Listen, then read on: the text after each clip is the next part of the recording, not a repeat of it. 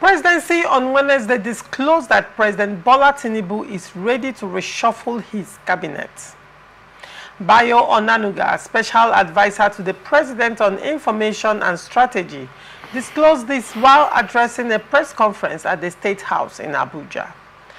He, however, said he does not know when the reshuffling would take place, stressing that it could happen before October 1st.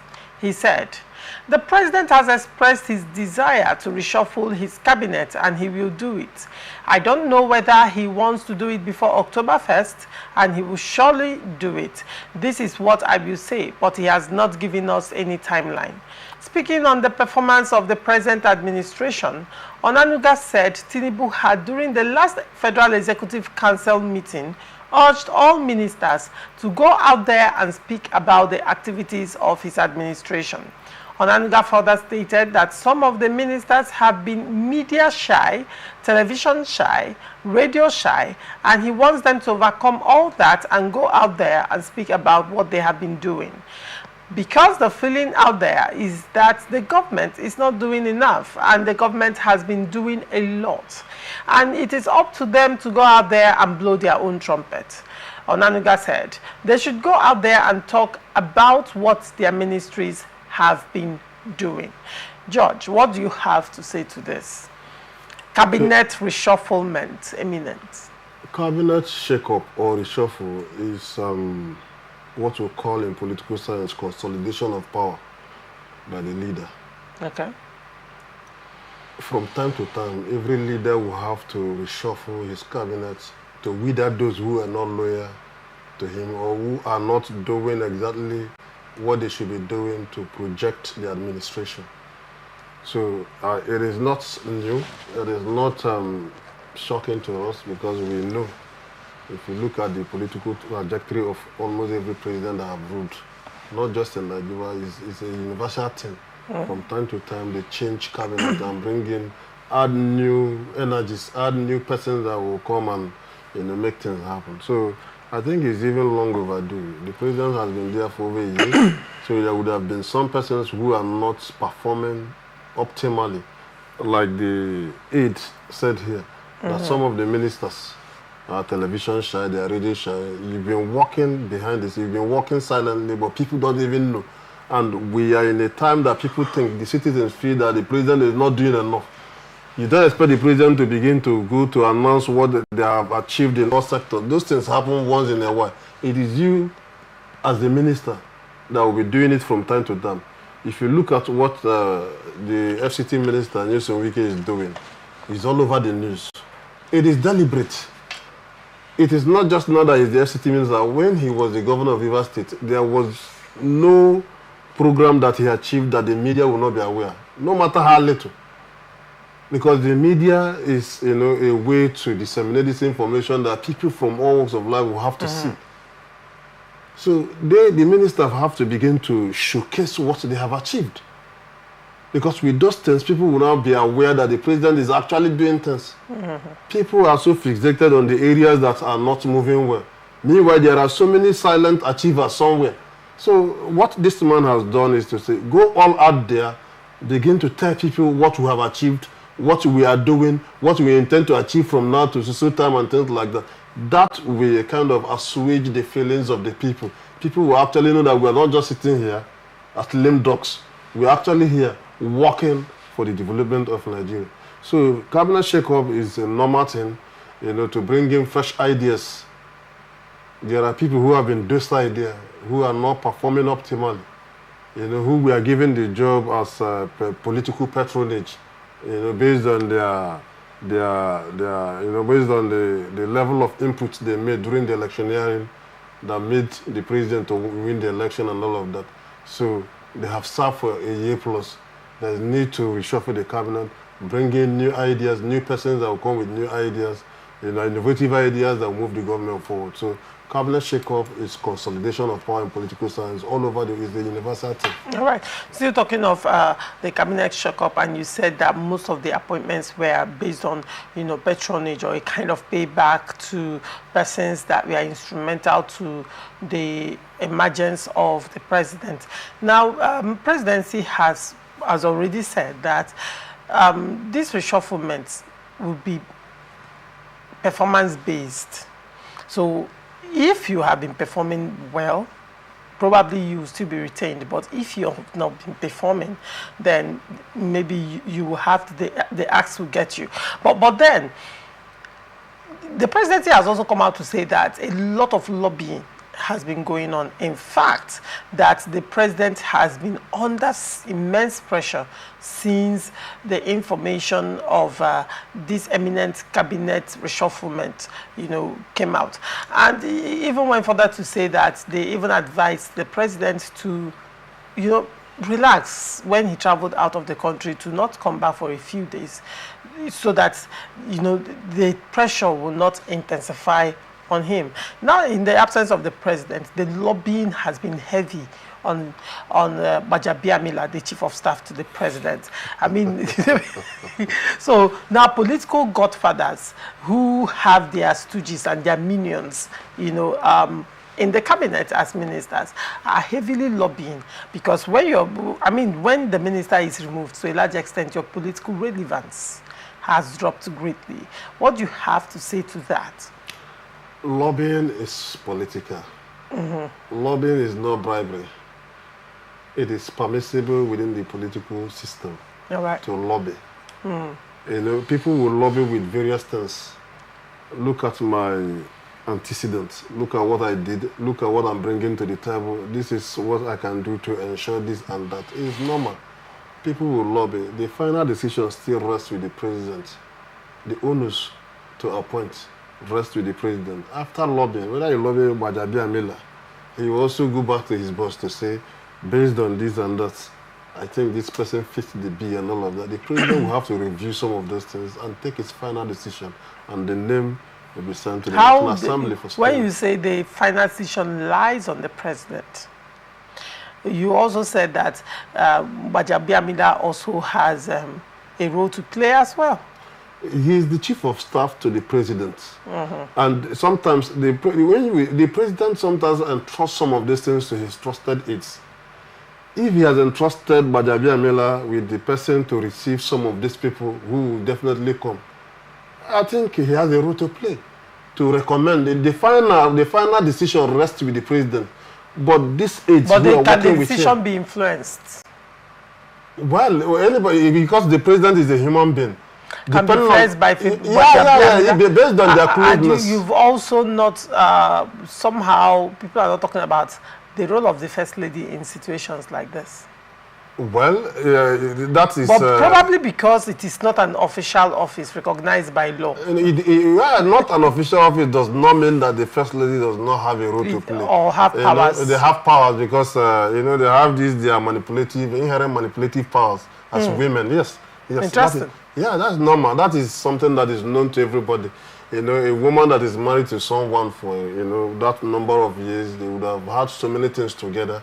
Honey, do this for me. After all, me, I do this one for you. It's normal. It's normal. How is that manipulation? I use the word inherent because you know that is not what the man would have done ordinarily, but because of your closeness with him, you manipulated him to doing something. Manipulation. Yes, that's manipulation. You're still using the word manipulation. Inherent manipulative powers that the women have to manipulate those who are so close to them. So, George, what we are saying is this. Yes. Lobbying is not about, and it's permissible within the political, system. Yes. The president will not receive some of these persons that will lobby. When you say lobbying, even in America, you don't go directly to the president. You don't even have access to him. There are contact men, and some of those contact men could be the chief of staff and other people who are close to him, like the wife and other persons who could be the contact men. Please help and talk to the president on my behalf. Please, I am qualified for this job. This is what I'm bringing in. Whether politically, whether intellectually, or in any other angle, provided it's something that will be useful to the government of the day. You sell your ideas, and those people will now go back to the president. I think Mr. George, coming from Soso region, fits this bill and this ministry based on his antecedent, based on his performance previously, based on what he did for this government to come into place. Please, put him here. If he was already a minister, why don't you change him from here to the other area where he can do. You know, these are some of the things. They will analyze those things. Then the president will be the one to take the final decision. Sometimes some of those people lobbying may not get it. So it's just normal. The final decision on who becomes rests with the president. All right. And then to a large extent, do you see this cabinet reshufflement? Do you even see it moving us in the right direction at this point? Because there are concerns and arguments that it is still the same persons. No, ideally, the essence of reshuffling a cabinet is to inject. What difference is it going to make? It is to inject new blood. Okay. New blood, inject new energy into what you're doing. So ideally, not realistically now, I'm talking about ideally, it is expected that the new persons that will come will lift this government, at least the rating within the citizens will be higher. Bringing in new persons that have ideas, innovative ideas that will come and change things. Because it appears that in the last 1 year plus, nothing is happening, which was the reason why the aide had to ask all the ministers to start going out, begin to tell people. We know that based on their monthly, Federal Executive Council meeting they give their appraisals and things like that, what they have been achieving. But most Nigerians are not aware of those things. But then, if it said what they've been achieving and most Nigerians are not aware, if they are achieving things, I mean, it's in the faces of people. People will be able to tell that this particular minister is doing a lot of good work. Because the work, people to a large extent, will be enjoyed by the masses. People will know when the media is aware of it and media is showcasing it. Now, let me give you an instance. The FCT minister, correct, is doing a lot of things. In fact, to a large extent, from what people are saying, the argument currently in the waves is that he has done more in 1 year than what he has done in Rivers State in 8 years. Yes. So now, in the FCT, it is visible to the blind and audible to the deaf what the FCT minister is doing, whether it's in the media or not. The people of FCT can feel it. They can see it. Some, it has affected negatively. Some, it has affected positively, especially where demolitions are taking place and there has to be new constructions going on. They cry out. It's affecting them negatively. But the thing is, know why? The thing is, they are feeling the impact of the government in FCT. Right? You recall the situation with insecurity at that time in FCT, and suddenly it died a natural death. So, to a large extent, FCT residents can come out and say, okay, now we are enjoying better security. So, even if let's say the infrastructural development has not gotten to your side or your region of the FCT, you're enjoying security right now. So, I mean, there are a lot of things one can say. Yes, I agree with you. Even at that, the minister of the FCT, Nelson Wike, still had to ensure that the media play a major role for those who are not resident of the FCT to yes. see. Now, within the FCT, there are those who, like you said, the development have not gotten to the fiscal infrastructure development haven't gotten to their side. Now, those ones are enjoying security, like you said. But how many times do you, who live in Rivers State, interact with those people to know? If you do, it is because you have someone there and you're enlightened, you want to find out. So what we are saying is that the media plays a major role in disseminating this information for those who are not living within the place to see. And the minister of the FCT is someone who is a champion on that. Media savvy. Yes, he's media savvy. He understands what the importance of the media. So most of these other people maybe have been doing. Some of them may not be in the area of fiscal, infrastructure. It may not be, maybe in the economy, maybe in different areas that people are not actually. Nigerians want to. There are things that actually. We judge by what we see. What we see, we are moved by what we see. Some of these things could be a short or medium or long-term plan. If I may ask you a question, very quick question, George. Would you say that lights, the electricity in your area, the power, has it improved in any way? My dear, in fact, since I was born, the kind of electricity I enjoy in my area, I really don't know how they did it. All right. Now, you know why I asked you that question? Don't go there, I know. You know why I asked you that question? Because Even myself, even though we are paying higher in tariff, one can say to a large extent that there is light. Where I am living currently, in fact, it was the power supply there then was quite epileptic, and I relied heavily on generators to generate my own light. But recently,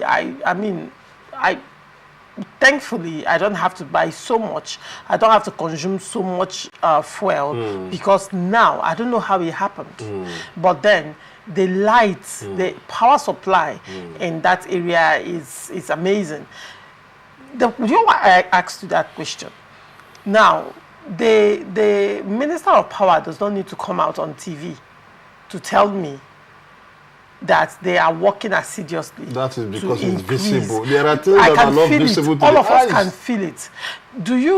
Are you currently enjoying street lights in your area? That one has to do with NDDC. I'm still asking. Yes, because I am currently enjoying street lights. That is strictly NDDC. Now, to a large extent, nobody can come out and tell me NDDC didn't do anything. I can quote my area and say there is street lights right now, to a large extent. That is NDDC. Those people who are living in Abia State or Imo State, for instance, are they also enjoying this? No, or those who are living in Taraba State. So if the NDDC refuses to use the media to showcase what they are doing, how will people know that they are actually impacting development? That's just the point I'm making. People, some of these ministers and the ministries, particularly those who do not, their ministries do not cover carry fiscal infrastructure projects. They should be telling people, like for science and technology, this is how far we've gone, this is what we've put in place. In 1 or 2 years' time, we'll be able to achieve, we enjoy this. For telecommunication, we understand that the tariff is high now. This is the area we are going. Within this is those things. By the time you begin to tell people who hold you by your word, you begin to expect, you begin to hope. But most of them don't say anything. So those things come out to people, don't even know the progress that have been made. Because the presidency is not just about, the way Nigerians are saying it. It encompasses all these sectors. So by the time all these sectors work together, it means that the programs of the president is actually working. And people they are now properly giving orientation, they are giving proper orientation on what the presidency is doing. Because everybody is blaming one man. That is the matter. But however, there are branches. Branches of the presidency. And people are not asking questions. And that is the reason why it is very important for this cabinet reshuffle. For those who have underperformed, no worry. Bye-bye. We'll get new blood that can come and reinvigorate, that ministry so that Nigerians will enjoy the dividend of democracy. Hopefully, this cabinet reshufflement, the president gets it right this time around. Hopefully. You need to get it right. Of course, there is need. So what are your parting words? What would you want to tell Nigerians at this point? Whether it's part of the stories we've discussed or anything that holds your interest that you want to share? Okay, I want to say that I want to give kudos to the Nigerian masses. We are a resilient people. Some of the things that we suffer in this country, citizens of other countries will not tolerate it. I want to also let them know that Nigeria is the only country we have. Why we keep tolerating, why we keep urging the leadership to do the right thing, let us remain law-abiding. Let us not take the laws into our hand, because if this country burns, some of us do not have any other place to go. All right, well spoken. Thank you so much, Judge, for coming.